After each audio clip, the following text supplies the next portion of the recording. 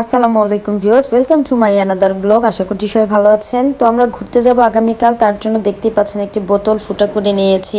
তার পরের দিন চলে যাচ্ছি ঘোরার উদ্দেশ্যে। আর কোথায় যাব সেটা আমি এখনও নিজে জানি না। তো যাওয়ার উদ্দেশ্য যাচ্ছি, একটা বোতল যে ফুটা করে নিয়েছি সে এটা এখনও জানে না, কারণ ওনাকে না জানা এগুলো করছি, সেগুলো পছন্দ করে না। He is a unromantic person বলা চলে। আমরা 300 ফিট যাওয়ার পথে ফার্স্টে 100 ফিট দিয়ে যখন যাচ্ছিলাম তখন এইদিকে এখানে বসে পড়ো, বসো, কিছু হবে না, রাস্তা ফ্রেশ। সানগ্লাস পরো, সানগ্লাসটা পরো।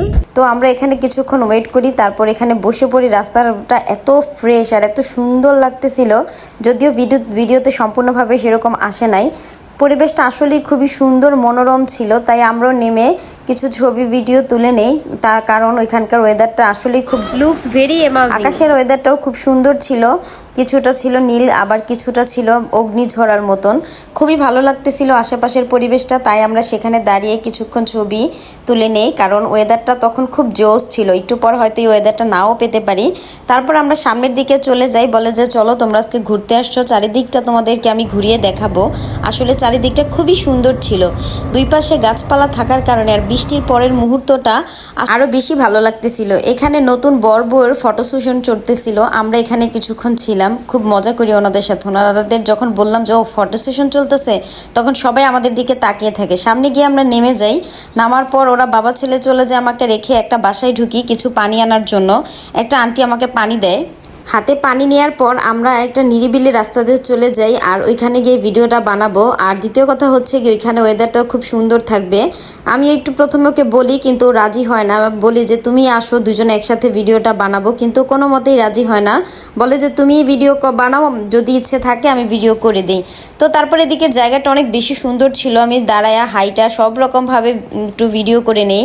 সন্ধ্যা হয়ে গেলে পরে আমরা ওইখানে আর বেশিক্ষণ স্টে করি না, কারণ ওইখানের জায়গাটা অত বেশি সেফ ছিল না। তারপর আমরা 300 ফিটের দিকে চলে আসি। এদিকে সবগুলো জায়গা অনেক বেশি সুন্দর। আর দ্বিতীয় কথা হচ্ছে গিয়ে সন্ধ্যার পরে এখানে লোকজনের সমাগম বেশি হয়। আমরা কোন রেস্তোরাঁতে বসবো সেটাই ডিসাইড করতে পারতেছিলাম না। আর সবগুলো রেস্তোরাঁ আসলে খুবই খুবই খুবই সুন্দর। তো একটার পর একটা আমরা এইভাবে 3-4টা রেস্তোরাঁতে ঢুকার পরে ছবি ভিডিও করি, কিন্তু খাবার উপযোগী ওরকম ভালো কিছু পাই নাই। সেজন্য আমরা হাঁসের মাংস আর চিতই পিঠা যা খাবার দাবার খাওয়ার ছিল, বাবুর বার্গার টুকিটাকি এগুলো হাবিজাবি খাওয়ার পর আমরা চলে আসি।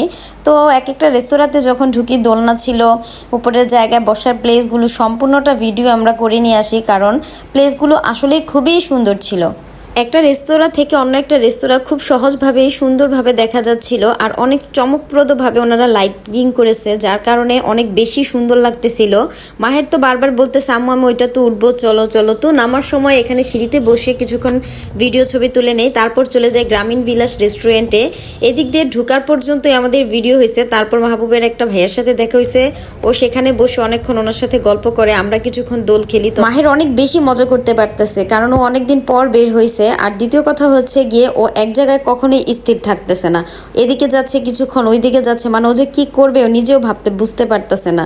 তারপর ও বলে আম্মু দাও তোমাদেরকে ছবি তুলে দেই। এটা হচ্ছে আমার ছেলের হাতের ছবি, মাশাআল্লাহ খুব সুন্দর হয়েছে। তারপর আমরা চলে যাই হচ্ছে অন্য একটা রেস্তোরাঁতে, যেখানে যাওয়ার পর আমরা আর চিন্তা ভাবনা কিছুই করি না যে আর কোথাও যাব না, এখান থেকে ডিরেক্ট কিছু খাওয়া দাওয়া করার পর বাসায় চলে যাব। যদিও এর আগের ভিডিওতে আপনাদেরকে দেখাইছি আমরা হাঁসের মাংস আর চিতই পিঠা খাওয়ার আর হচ্ছে গিয়ে চাপটি ছিল, তবে আজকে এত পরিমাণ লোকজন, মানে খাবার যে দিবে আমাদেরকে সেই সোর্সটা ছিল না, মানে পেট ভরে যে খাবো সেই ওয়েটা ছিল না। রাতের বেলা চারিদিকটা আসলে অনেক বেশি সুন্দর এবং মনোরম লাগতেছিল, চারিদিকে খুব বেশি কোলাহল লাগতেছিল, অনেক লোকজনের সমাগম ছিল। আমরা অনেক রাত্র হয়ে গেছে ওই দিন, আমাদের অনেক ঘোরাঘুরি করার পর আরও কিছুক্ষণ হয়তো বা থাকা হতো, কিন্তু আকাশ ডাকতেছিল, মানে মেঘ গর্জন করতেছিল। আলহামদুলিল্লাহ তারপর বাড়িতে চলে আসি। তো আজকের ব্লগটা এই পর্যন্ত, সবাই ভালো থাকবেন, আল্লাহ হাফেজ।